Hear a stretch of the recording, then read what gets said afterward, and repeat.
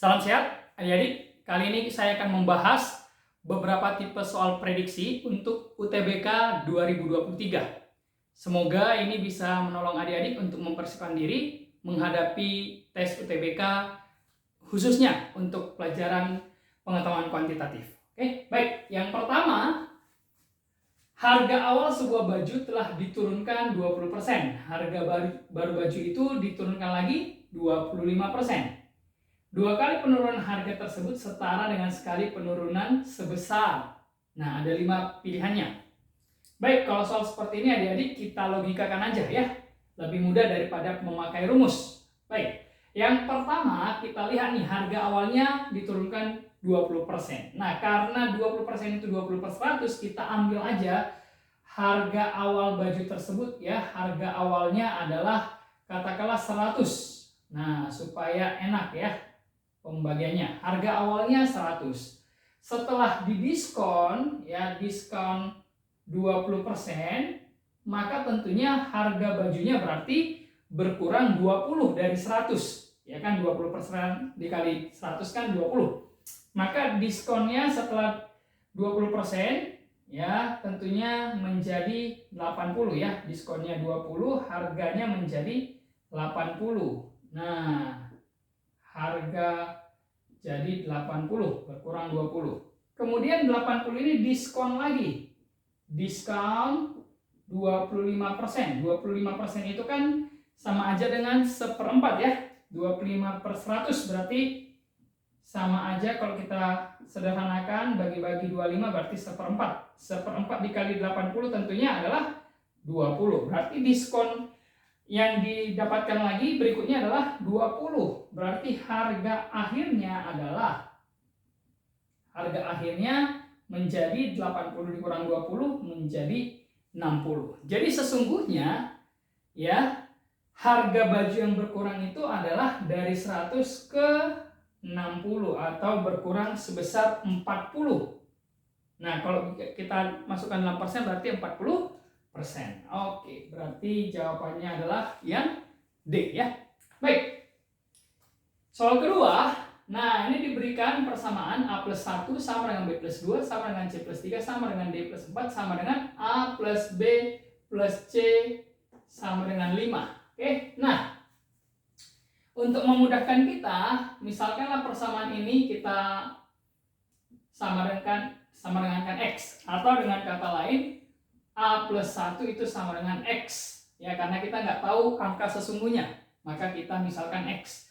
Lalu B plus 2 itu sama dengan X, lalu C plus 3 itu juga sama dengan X, D plus 4 juga sama dengan X. Nah, kemudian persamaan yang terakhir ini menjadi patokannya ya. Nah, artinya A, B, C, dan D harus kita rubah ke dalam bentuk X supaya semuanya tinggal satu variabel, begitu ya. Nah, jadi kalau A plus 1 sama dengan X, maka X itu sama dengan maka A itu sama dengan X min 1, B itu sama dengan X min 2, C itu sama dengan X min 3, sedangkan D itu adalah X min 4. Nah, itu ya. Berarti semua variabel ini sudah dalam bentuk X.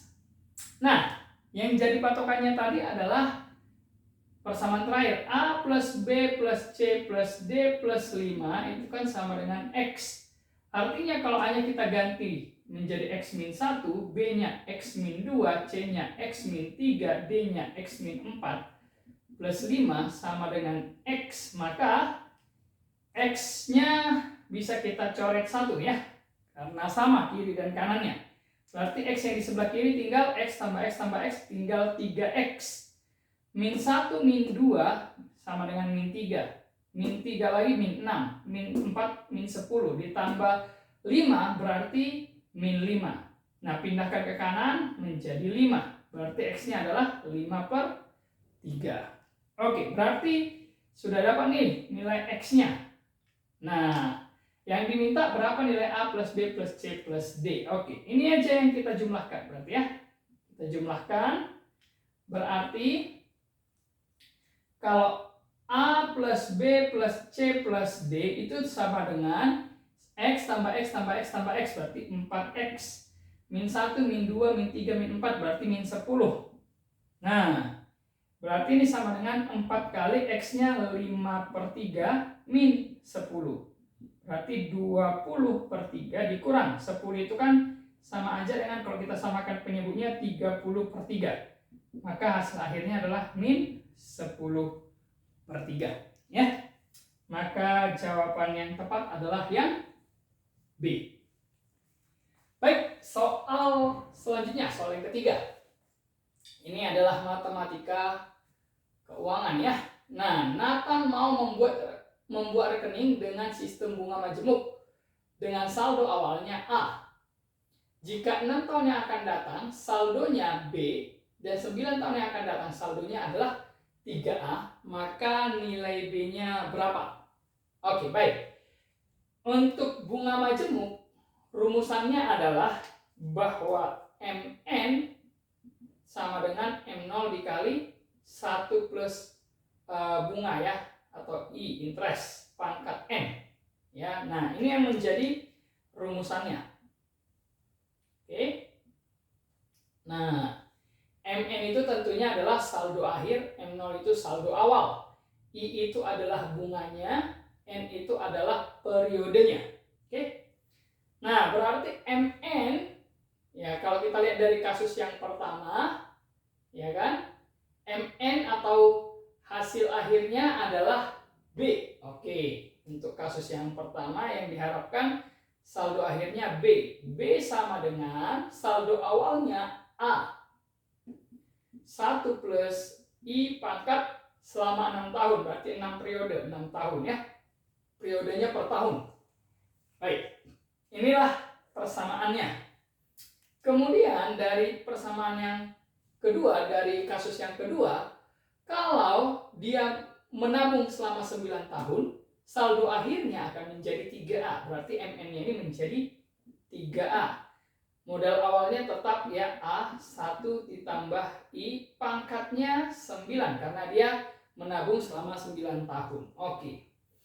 Nah, dari sini bisa kita dapatkan hanya dicoret, maka tinggallah 3 sama dengan 1 plus I pangkat 9. Nah, ini kita lihat ada variabel yang sama, 1 plus I.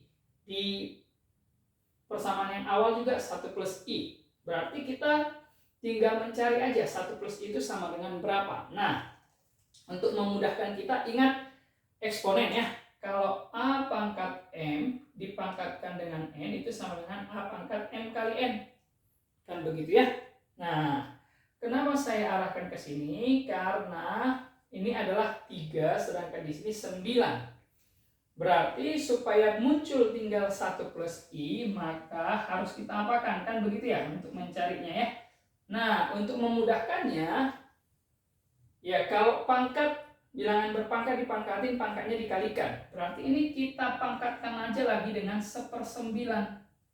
Nah, karena sebelah kanan dipangkatkan 1/9, sebelah kiri juga jadi dipangkat 1/9.